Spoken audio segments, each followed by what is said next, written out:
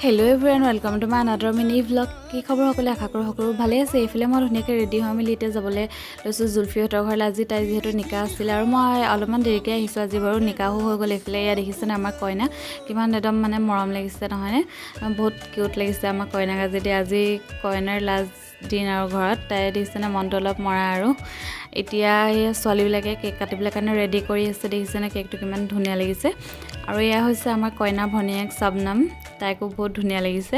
আৰু এইফালে ছোৱালীবিলাক ৰেডি হৈ আছে পূৰা কেক কাটিবলৈ দিবলৈ কাৰণে দৰাক। আৰু এতিয়া ফাইনেলি এইফালে দৰাক আৰু কইনাক এতিয়া ভাত খাবলৈ দিব লৈছে আৰু স্প্ৰে মাৰি অৱস্থা বেয়া কৰি দিলে চবৰে। দেখিছেনে পূৰা স্প্ৰে মাৰিছে। এতিয়া এইফালে আমাৰ দৰা কইনাই কেক কাটিছে। দেখিছেনে ইমান ধুনীয়া লাগিছে দুয়োটাকে দেখিবলৈ কাৰণে। আপোনালোকে কেনেকুৱা লাগিছে কমেণ্ট এটা কৰিব।